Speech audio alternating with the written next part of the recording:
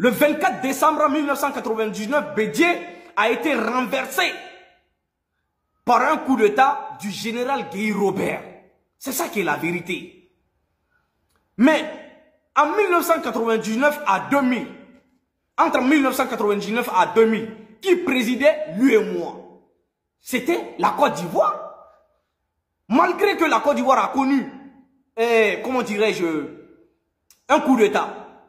Mais cela ne les a pas empêchés de présider l'UEMOA. Entre 1999 et 2000, le président de l'UEMOA était Mamadou Koulibaly, homme politique ivoirien. Donc qu'est-ce que vous allez nous dire encore? Qu'est-ce que vous allez nous dire?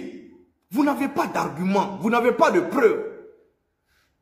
Ensuite, monsieur dit que l'AES ne représente que juste pour lui-même, comme il dit que l'AES représente juste 28%, qu'ils veulent imposer leur dictature sur d'autres qui représentent 72%, pardon.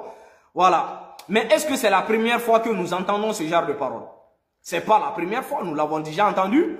C'est la même chose que vous avez dit lorsque l'AES voulait quitter dans la CEDEAO. Lorsque l'AES a demandé à quitter la CEDEAO, vous avez dit, oh, ce sont des pays pauvres, ils ne sont pas importants, oh, laissez-les partir. Qui les veut même? Oh, ces gens-là, ils ne représentent rien. Mais nous avons vu des présidents comme président du Togo, président, comment dirais-je, le petit frère de lui-même, Alassane Ouattara, le président du Sénégal, le premier ministre du Sénégal et le président de la Guinée-Bissau. Et tous ont été au Mali pour demander pardon pour que l'AES ne quitte pas la CEDEAO. Pendant 1 an et 6 mois, ils ont continué à supplier l'AES de ne pas quitter la CEDEAO. Donc c'est vous les petits moutons qui ne sont pas éveillés, qui ne sont pas conscients, qui disent que l'AES n'est pas important. Sinon, vos présidents marionnettes le savent. Vos présidents marionnettes le savent. Et la France aussi le sait. La France aussi sait c'est quoi l'AES. La France le sait. Donc, nous allons quitter là-bas. Monsieur dit aussi que s'il ne veut pas travailler, c'est-à-dire si l'AES ne veut pas travailler avec la France, qu'ils créent leur propre monnaie. C'est mieux. Ils n'ont qu'à quitter le franc CFA. Mais est-ce que c'est à toi de nous le dire? C'est pas à toi de dire à l'AES de créer sa propre monnaie. Vous le savez déjà que l'AES est en train de créer sa propre monnaie. Et c'est pas l'AES qui s'est mis dans ce franc CFA. C'est pas Assimi Goïta, Ibrahim Traoré et Abdourahmane Tiani qui se sont mis dans le franc CFA. Non. Et ils cherchent à quitter le franc CFA. Voilà. Donc ce sont des vrais hommes. Vous le savez. Donc, voilà la parole des intellectuels, des soi-disant intellectuels. Mais ce que tu oublies là, est-ce que la France fabrique du franc CFA, le franc CFA pour l'AES gratuitement? Non. Nous avons nos réserves d'or en France. C'est de ça qu'il s'agit.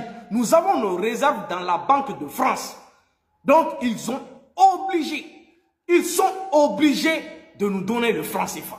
Ou de nous retourner tout simplement nos réserves. C'est aussi simple. Nous allons abandonner aujourd'hui même le franc CFA. Vous êtes des inconscients. C'est ceux-là que vous appelez des intellectuels.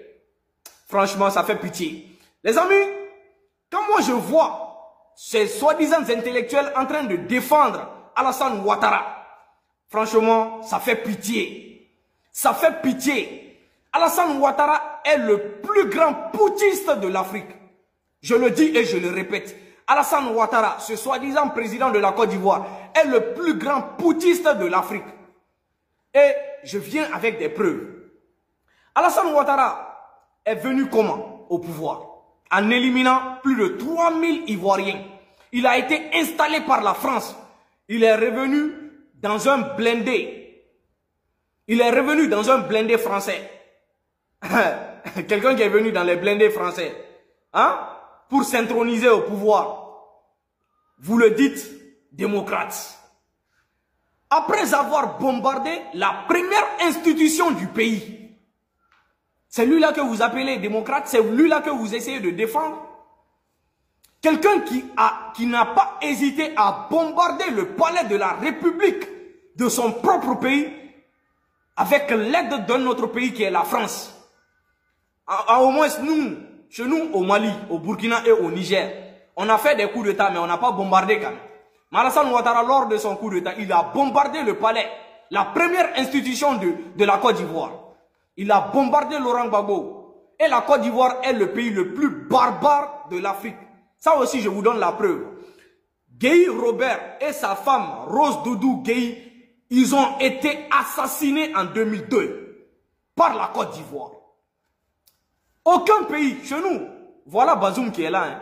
Voilà, Ibeka paix à son âme, il était là, personne ne l'a assassiné. ATT, il était là, personne ne l'a assassiné. Mais Gueye Robert et sa femme ont été assassinés par la Côte d'Ivoire. Donc vous êtes les plus barbares. Vous n'avez pas de leçon à nous donner.